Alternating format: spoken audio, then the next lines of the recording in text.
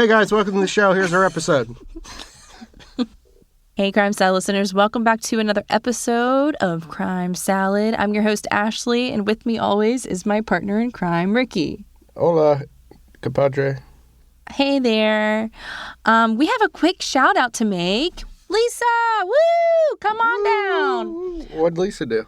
She became a patron. Oh, at wow. patreon.com/crimesaladpodcast. Wow, what's that again? Patreon.com/crimesaladpodcast, right? Yes. Wow, okay. You just put that in a search engine? Yeah, you just Google or like whatever. the Googles? You use the Googles? The Googles. Google. The Googles? Yep. Thank you so much for doing that and supporting our podcast. We really appreciate it. All right, so I have a small announcement for you listeners. I thought it was for me. No, not for you. You already know.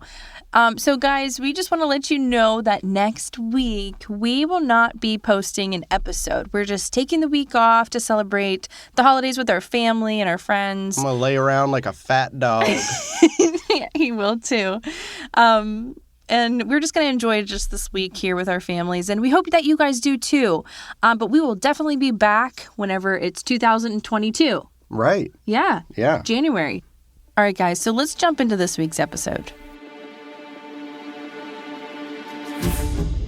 A third of the almost 300,000 girls and women reported missing in the U.S. in 2020 were Black. That is according to the National Crime Information Center. And yet those cases often get little attention or are all but ignored by law enforcement and national news media. A few months back, we covered the mysterious death of Taleah Horsford. She was a Black woman who was found dead the morning after spending the night with a group of white women. More recently, we have covered the death of Jelani Day, a Black graduate student attending Illinois State University who was found dead in a river in a town he had never been to before. Well, this week, we look at the death of Taleah Lowe, an 18-year-old Black freshman girl at Grand Valley State University. In all of these cases, the cause of death was ruled an accident or possible suicide. But to the families of the victims and many people who have heard the story, that answer just doesn't make sense. The circumstances of Taleah's death have left her family believing that there is far more to the story than the two white girls who last saw Taleah alive are sharing. Was Taleah's death an accident or another example of racist violence against people of color going under-investigated and under-publicized?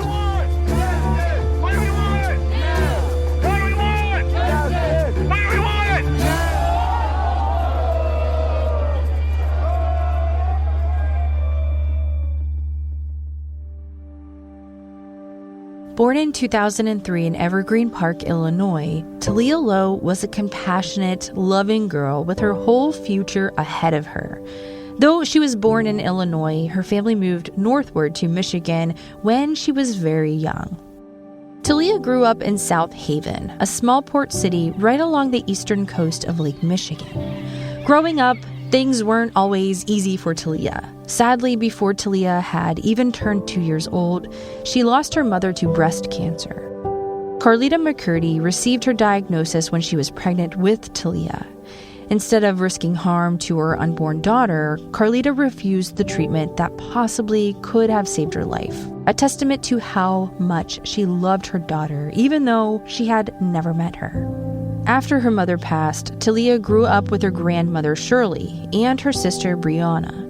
Shirley made sure that Taleah knew how much her mother loved her and how amazing her mom was.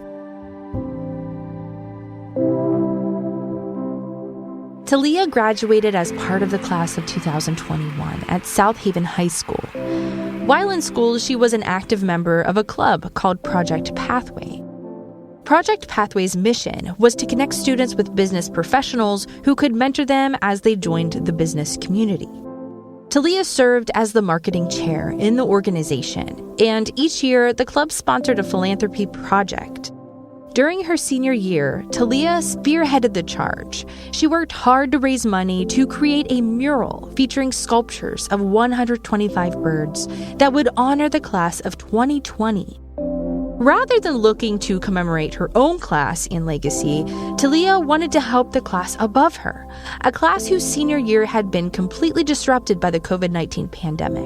In an abundance of caution, I am ordering the closure of all K-12... Taleah shared that she knew the class of 2020 was dealt many hardships and challenges. And she wanted them to know that no matter where they go or what they do, the South Haven community will always be their roots. And the lighthouse, which was in the mural, would guide them on their journey. The mural was placed on the side of the Michigan Theater in downtown South Haven for everyone to enjoy. Taleah's hard work towards putting the mural together for the class of 2020 is a perfect example of her kind heart. Taleah's older sister, Brianna McCurdy, along with all of those who loved Taleah, knew her as someone who never had any spite or ill will towards anybody. She was funny, smart, and loving. Although Taleah had a deep love for her community in the port city, she had an unfortunate phobia for someone who lived so close to the Great Lakes. Since birth, Taleah's arm had been partially paralyzed, to the point where she was unable to fully wave her arm or lift it above her head. Taleah never learned to swim because of her disability, and this contributed to a fear of the water. Growing up along the coast of Lake Michigan, Taleah was always extra careful whenever she'd go to the beach. She loved to play and sit in the sand, but she always kept her distance from the water. After graduating from South Haven High School, Taleah enrolled at Grand Valley State University. Grand Valley, or GVSU, is a 4-year public university located about 12 miles west of Grand Rapids in Allendale, Michigan. Established in 1960, about 25,000 students are enrolled at GVSU. Conveniently, the college was located only about an hour away from Taleah's family in South Haven. Taleah was the very first in her family to go to college. She was beyond thrilled to be attending GVSU. Even though the university was farther away from Lake Michigan than Taleah had been living for most of her life, before she left for school, Taleah's grandmother had warned her to stay away from Lake Michigan. Taleah laughed, but she still always took her grandmother's advice seriously. Nearly 1,000 people have drowned in Lake Michigan over the last decade. And given the partial paralysis in her arm and her inability to swim, Taleah knew the potential dangers of going into the lake could be much worse for her.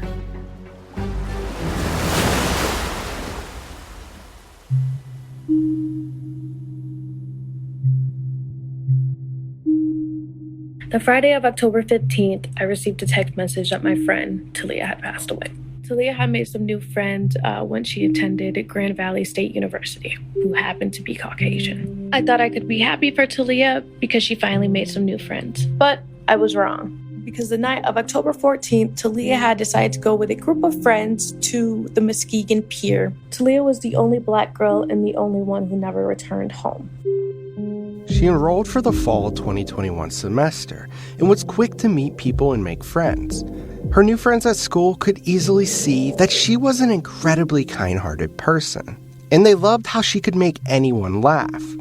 2 of the girls that Taleah Lowe had befriended since starting at Grand Valley were Rachel Paulson and Chloe Ward. On the night of Thursday, October 14th, 2021, Taleah, Rachel, Chloe, and a few others from the school decided to go out to Lake Michigan for what they called a late-night swim. The college kids made their way to Pere Marquette Park, a beachfront located in Muskegon, Michigan. This would have been about a 45-minute drive away from campus. Because it was mid-October, the weather was already starting to get cold. By 10 p.m., it was late at night, dark outside, and chilly, with the water being equally as freezing. It was hardly a good night for a swim.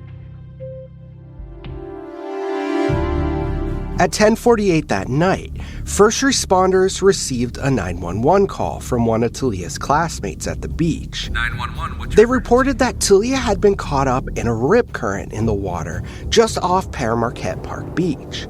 The area where she was last seen had strong rip currents and was located near a 2,600-foot-long channel breakwall. Rescuers from the Muskegon Fire Department were immediately dispatched. They arrived on the scene in less than 10 minutes. After they initially weren't able to find the swimmer, more dive teams and rescue crews were called in, including teams from the Muskegon Fire Department, the North Shores Fire Department, and the Muskegon County Sheriff's Department. The teams had a lot of area to search, and as minutes turned to an hour, the U.S. Coast Guard arrived to help as well. Divers, boats, and helicopters circled the area trying to find the missing swimmer. While rescuers were in the freezing cold water searching by hand in the darkness, they also had side-scan sonar technology canvassing the water. For over 2 long hours, the crews searched the windy waters of Lake Michigan. At 1:26 in the morning, nearly 3 hours after the classmate called 911, the teams finally found something. It was Taleah Lowe's body.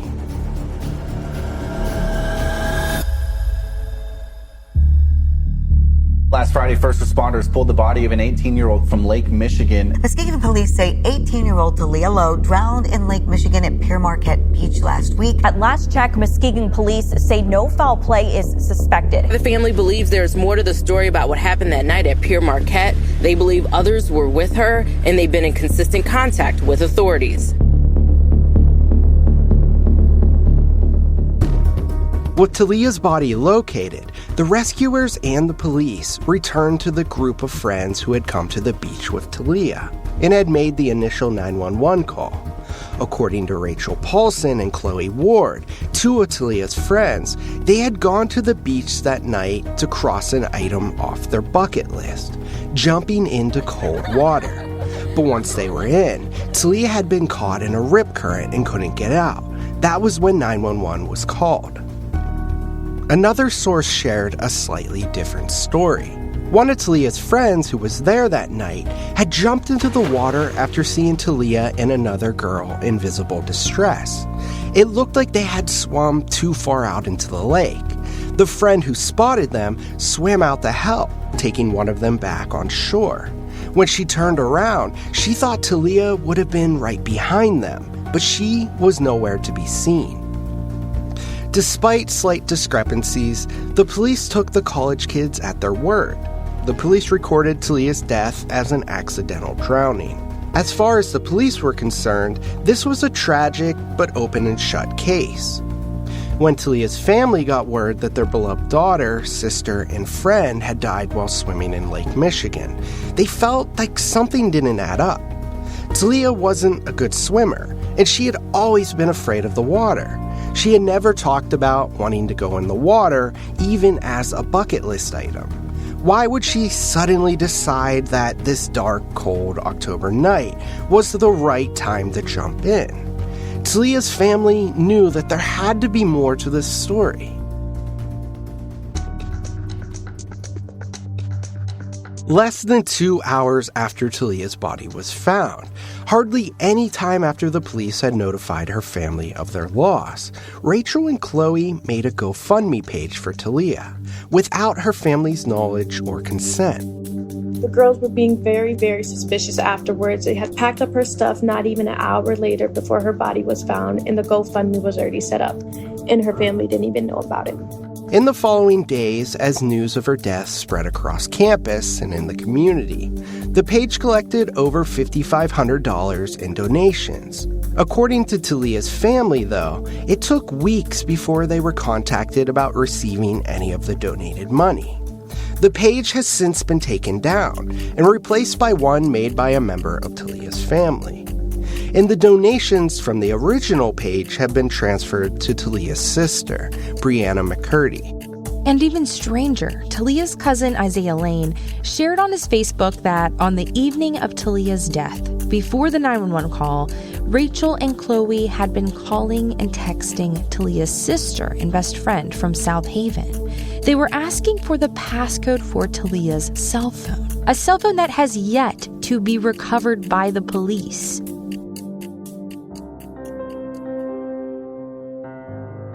From the story of how Taleah ended up in the water that night, you'd think that she was right there with Rachel and Chloe. If the girls were all together, why would they have tried to contact her family to get access to her phone? What could they have wanted from her phone anyway?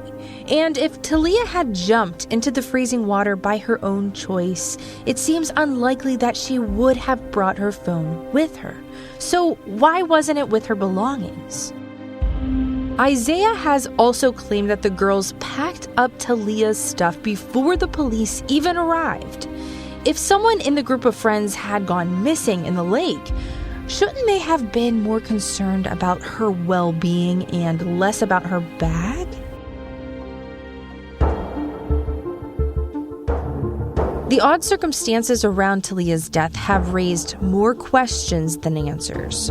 To the people who knew her best, the most shocking and concerning questions of all is why Taleah would have been in the water at all. She couldn't swim, had a known fear of water, and had spent enough time growing up near the beach to know not to go in the water at night.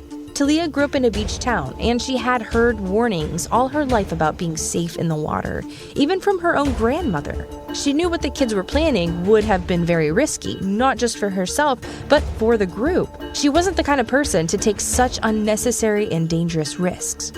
Taleah's aunt, Angela Lane, told reporters that, quote, she would never go near the water. She loved the beach, but you would never see her in the water. She made it known to people that she was close to that she could not swim, end quote.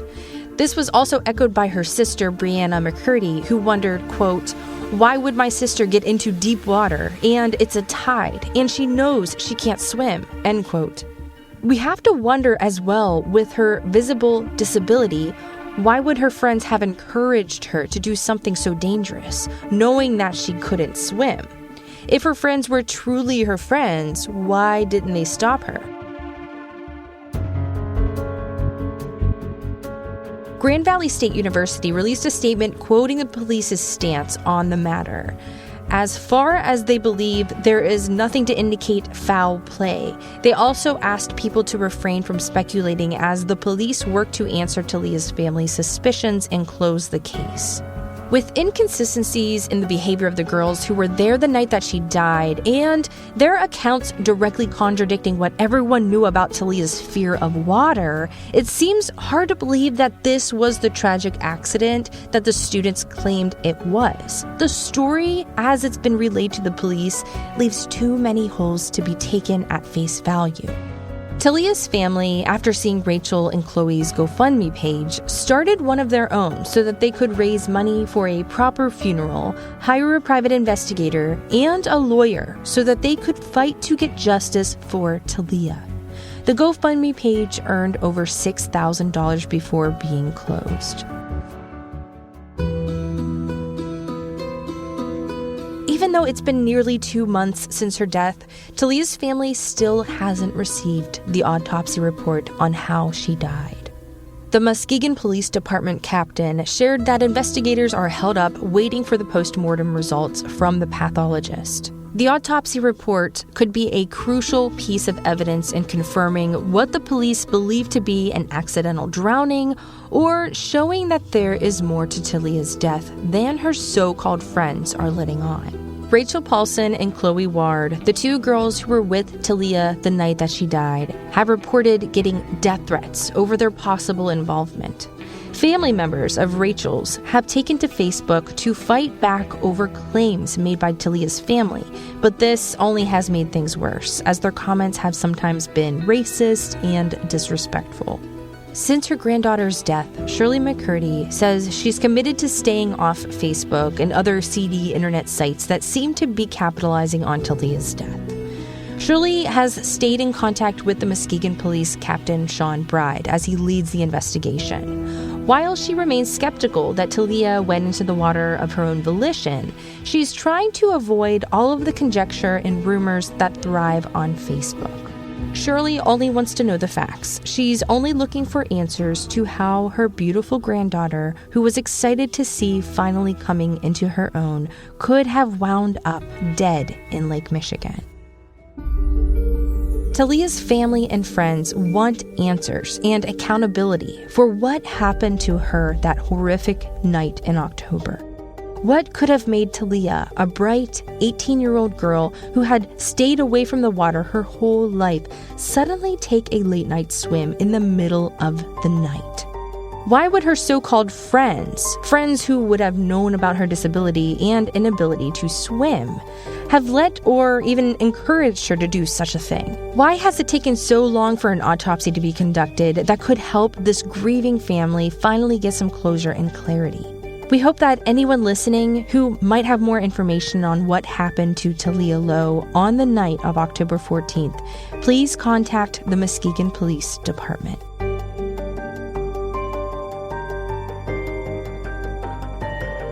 Since this episode was recorded, there's been a huge update to this case of what police say happened to Taleah Lowe that fateful night on October 15th. On December 17th, 2021, just a few days ago from when we recorded this episode, police provided the autopsy results to the public. Despite the strange circumstances that have come up during the months of investigating this case, the autopsy revealed her death occurred as a result of accidental drowning.